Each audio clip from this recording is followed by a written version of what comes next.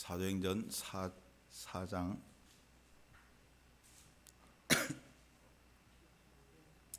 13절에서 22절까지 한 절씩 교독해서 읽겠습니다. 제가 먼저 읽습니다. 그들이 베드로와 요한이 담대하게 말함을 보고 그들을 본래 학문 없는 범인으로 알았다가 이상히 여기며 또 전에 예수와 함께 있던 줄도 알고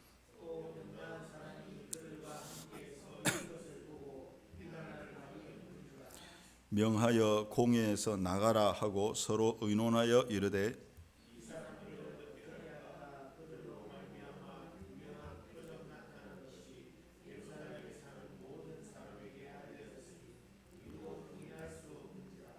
이것이 민간에 더 퍼지지 못하게 그들을 위협하여 이후에는 이 이름으로 아무에게도 말하지 말게 하자 하고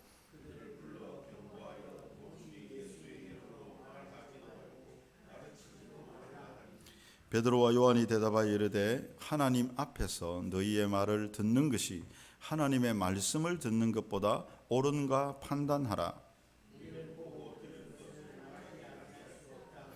관리들이 백성들 때문에 그들을 어떻게 처벌할지 방법을 찾지 못하고 다시 위협하여 놓아 주었으니 이는 모든 사람이 그 된 일을 보고 하나님께 영광을 돌림이라. 이 표적으로 병난 아멘. 제가 목이 조금 안 좋아서 좀 사살 이래 하겠습니다.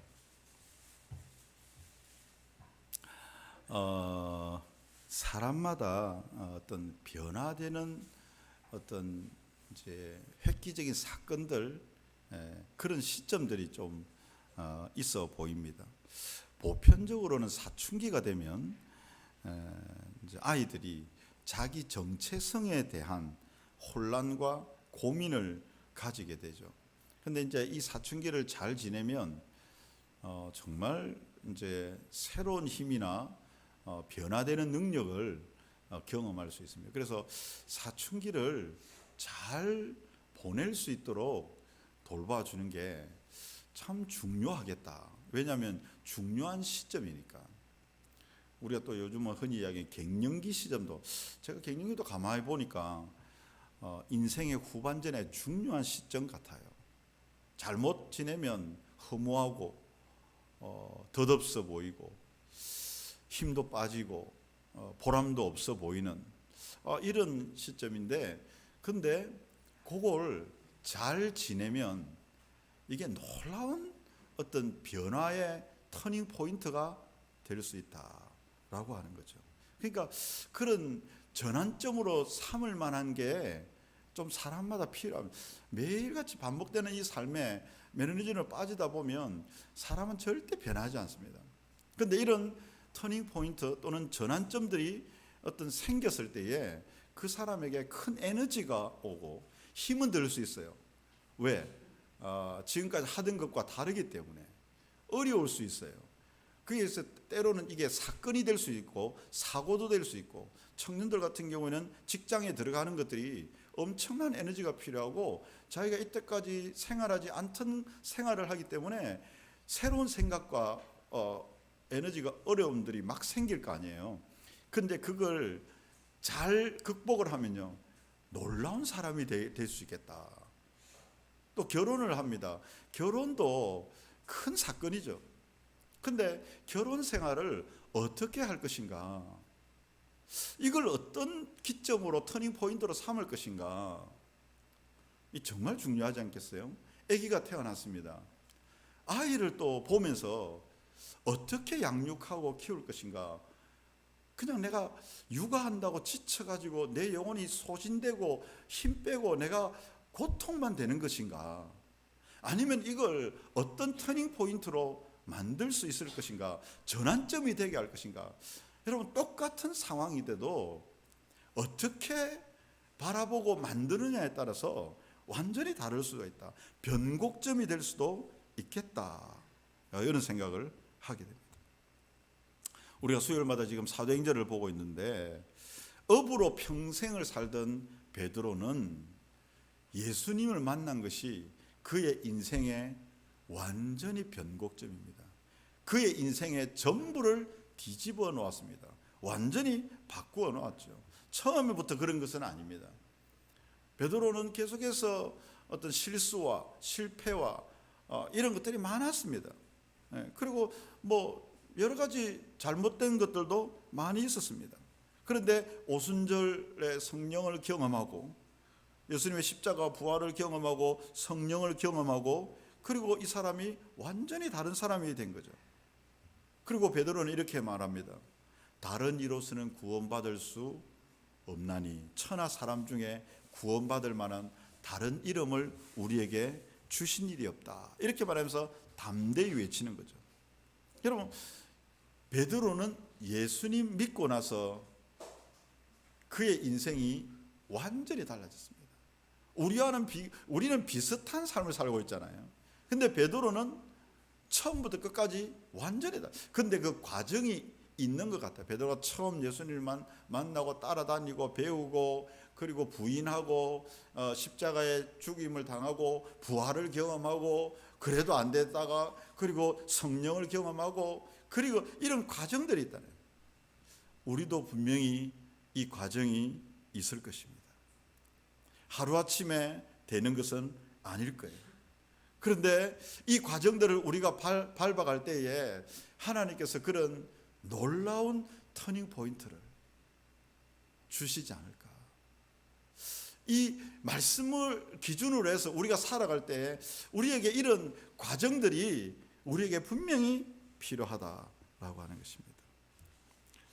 오늘 본문에는 베드로가 설교를 했을 때 많은 사람들 5,000명이 모여들고 이렇게 했습니다. 이것을 본 많은 사람들이 놀랐습니다. 왜냐하면 베드로가 이전에는 학식 없는 범인인 줄 알았다 이렇게 말하죠. 13절을 다시 한번 보면 그들이 베드로와 요한이 담대하게 말함을 보고 그들을 본래 학문 없는 범인으로 알았다가 이상히 여기며 또 전에 예수와 함께 있던 줄도 알았다. 그렇게 말합니다. 여기서 학문이 없다는 말은 지식이 없는 문맹이다 이런 뜻은 아닙니다. 랍비의 신학이나 유대의 신학에 대해서는 훈련을 받지 않은 사람이다. 그러니까 범인이라는 것은 비전문가라는 이야기예요. 베드로는 전문가는 아니죠. 전문가는 고기 잡는 거죠. 그런데 베드로는 율법에 대해서 학문에 대해서 하나님에 대해서는 비전문가라고 할 수 있습니다. 그런데 베드로가 하는 말들은 그 어떤 전문가 랍비와 율법 학자들보다 더 깊이가 있고 더 담대하고 더 강력하다는 거죠.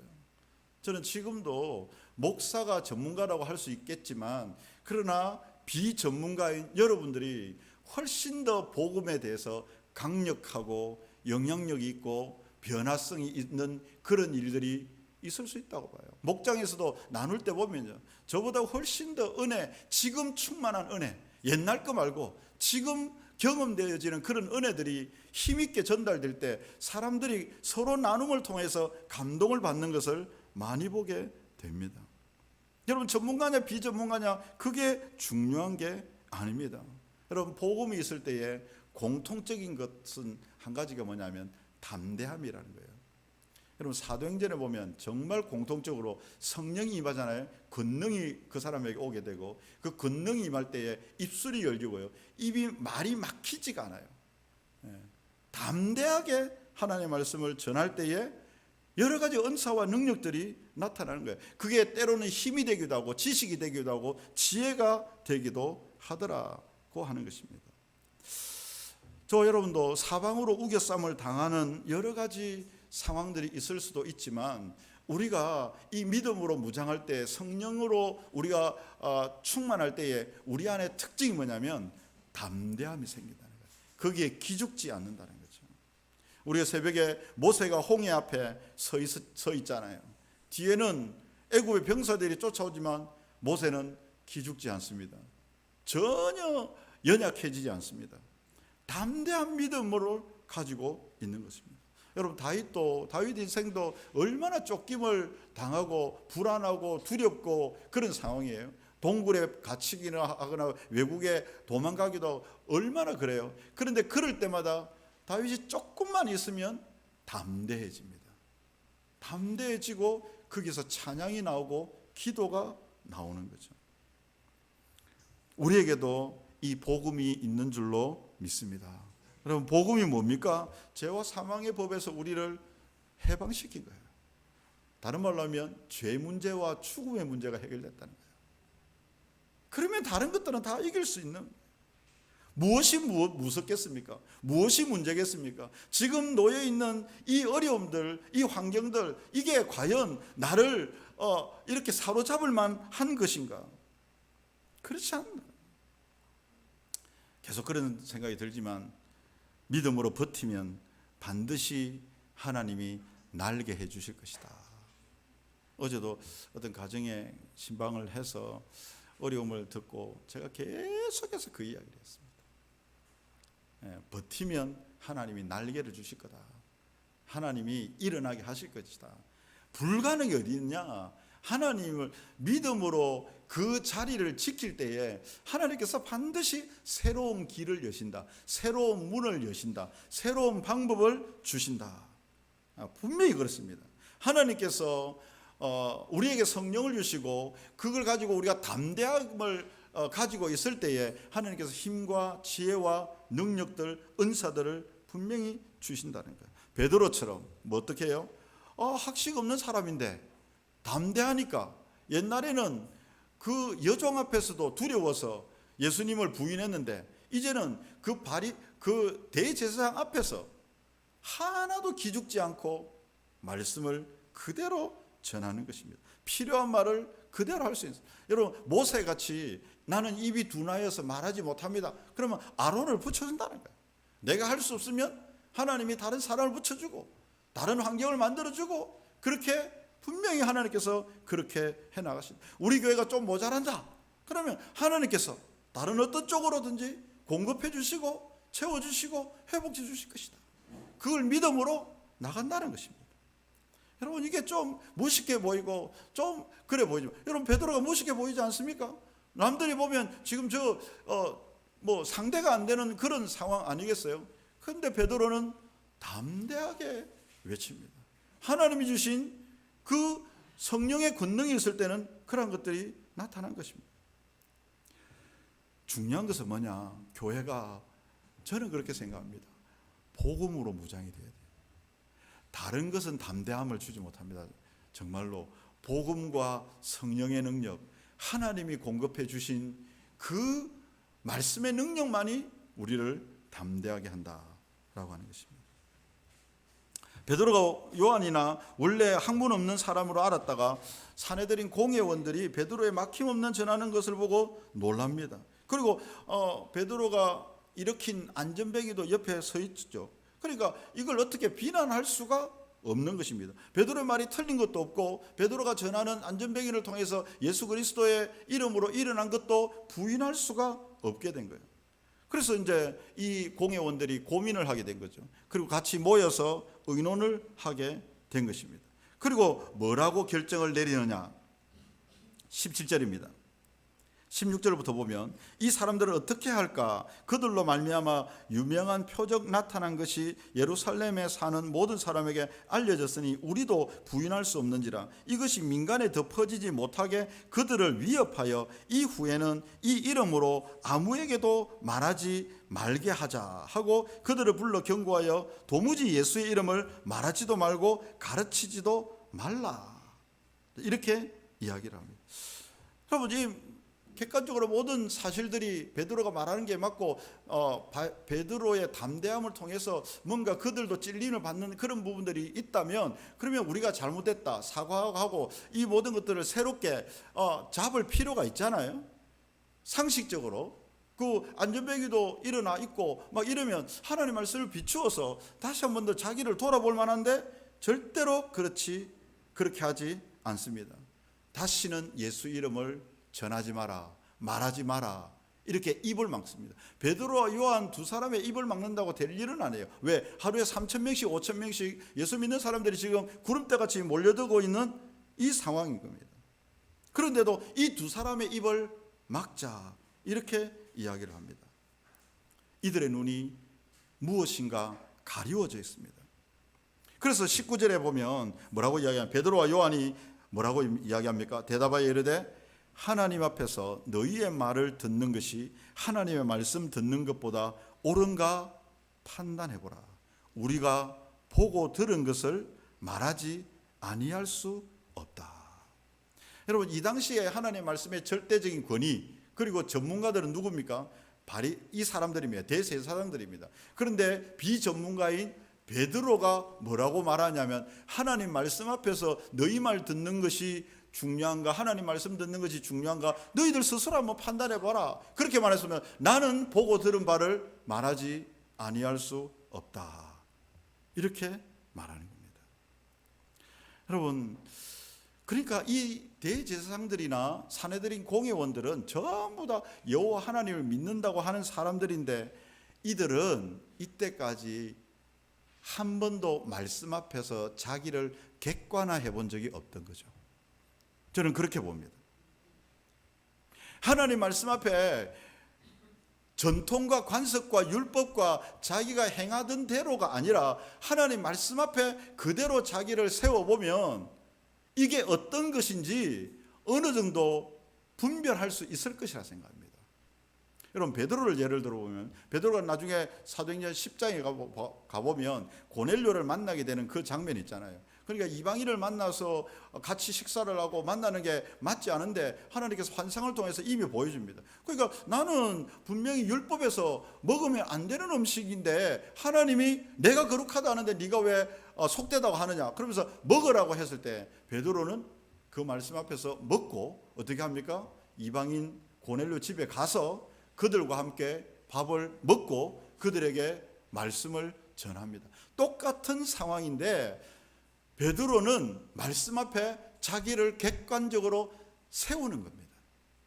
그런데 사내들인 공회원들은 분명한 사실이 있음에도 불구하고 안전뱅이가 일어나고 베드로의 말씀이 하나님의 말씀 전하는 것 같음에도 불구하고 그들은 그 말씀을 이제 전하지 마라, 이렇게 결정을 내리게 되는 것입니다. 여러분, 좀 느껴지는 게 없습니까? 저와 여러분들이 왜 변화가 없느냐, 왜 터닝 포인트가 없느냐, 왜 매너리즘에 빠지고 왜 맨날 그런 식으로만 흘러가느냐? 말씀 앞에 나를 솔직하고 객관적으로 세우지 않기 때문입니다. 그러면 변화가 일어나지 않습니다. 교회를 아무리 오래 다녀도 목사, 장로 아무리 여러분, 영적으로 무너지는 사람들이 어떤 사람들이냐면 그렇게 과거의 은혜로 어떤 사람이 무너지는, 한순간에 무너지는 것도 말씀 앞에 자기를 객관적으로 서지 않습니다. 우리 고신교회도 지금 1년에 이제 엄청나게 교회가 부흥되고 이런 교회들이 목사님들이 무너지는 그런 걸 좀 보잖아요. 근데 아직도 그게 자기는 무엇을 잘못했는지를 모르는 것처럼 보입니다. 왜 그러냐? 매일 말씀을 전하는데도 말씀을 전하지 자기가 말씀 앞에 객관적으로 세우지는 않는다라고 하는 것이죠. 여러분, 이건 저에게도 정말로 위험한 일이고, 기도하지 않으면, 자신을 돌아보지 않으면 이 오류에 빠질 수 있는 그런 부분입니다. 여러분, 장기를 뚫 때 또는 바둑을 뚫 때 보면 훈수를 두는 사람이 유달리 잘 보이잖아요. 근데 내가 바둑을 두는 그 안에 들어가거나 장기를 뜨면 안 보여요. 제가 테니스를 치잖아요. 그리고 축구 경기를 이래 하잖아요. 그러면 축구 경기를 보면 답답해 미칠 지경이에요. 내가 뛰도 저 정도는 뛰겠다, 이런 생각이 들고 막 이러는데 뛰 보면요 100m 뛰지도 못합니다. 근데 자기가 해보면 왜 안 될까? 자기 앞에 있는 것밖에 안 보이기 때문에. 바둑을 제가 잘은 못 두지만 바둑을 뜨면 여러 가지 수를 봐야 되잖아요. 근데 내가 잡을 것과 내가 죽을 것, 이것들만 고민하다 보면 거기에 매몰되면 전체가 안 보이지 않겠습니까? 제가 테니스를 해도 운동을 할 때 내가 쳐야 될 것만 보면요, 어디로 가면 상대방의 움직임을 보지 못하면요, 아무리 잘 쳐도 이기기는 어려워요. 그리스도인에게 있어서 하나님의 말씀은 객관적인 하나님의 말씀입니다. 그 말씀 앞에 자기를 비춰봐야 됩니다. 자꾸 다른 사람들, 다른 사람들을 자꾸 비춰볼 게 아니라 말씀 앞에 자신. 베드로는 정말 그랬던 것 같아요. 보고 들은 것을 내가 말하지 아니할 수 없다. 이건 이들에게도 저랬지만 나중에는 자기도 그 말씀 앞에서 자기를 볼 수 있었다라고 하는 것입니다. 그렇게 되면 하나님 말씀 앞에 내 자신을 보면 정말 누추하고 모자라고 좀 연약하고 너무 보잘것없는 그런 모습들이 많이 있는 것입니다. 그렇게 될 때 변화가 시작됩니다. 이 말씀이 내가 하나님 말씀의 기준 앞에 섰을 때 그때야 이제 예수 믿는 게 시작되는 겁니다. 복음의 능력이 그때야 비로소 내 안에서 역사할 때야 비로소 다른 사람에게 그게 흘러가게 된다라고 하는 것입니다. 여러분, 사는 것은 살다가 보면 사라진다 생각이 들어요. 근데 바르게 사는 것은 쉽지 않습니다. 바르게 사는 것은 반드시 말씀의 기준 앞에 내가 서 있어야 됩니다. 이 자리에 계시는 또 사역자님들, 또 장로님들, 또 우리 주님의 교회를 섬기는 핵심적인 저를 포함해서 멤버들입니다. 여러분, 날마다 베드로처럼 말씀 앞에 자신을 세울 수 있기를 바랍니다. 그래서 그 말씀이 나를 어떻게 변화시켜 가는가, 그리고 어떤 힘과 능력으로 역사하는가, 그것을 볼 때야, 그때야 비로소 우리의 삶의 변화들, 열매들을 맺게 될 줄로 믿습니다. 주기도문으로 마치겠습니다. 하늘에 계신 우리 아버지여, 이름이 거룩히 여김을 받으시오며 나라가 임하시오며 뜻이 하늘에서 이루어진 것 같이 땅에서도 이루어지이다. 오늘 우리에게 일용할 양식을 주시옵고 우리가 우리에게 죄 지은 자를 사하여 준 것 같이 우리 죄를 사하여 주시옵고 우리를 시험에 들게 하지 마시옵고 다만 악에서 구하시옵소서. 나라와 권세와 영광이 아버지께 영원히 있사옵나이다. 아멘. 자유롭게 기도했습니다.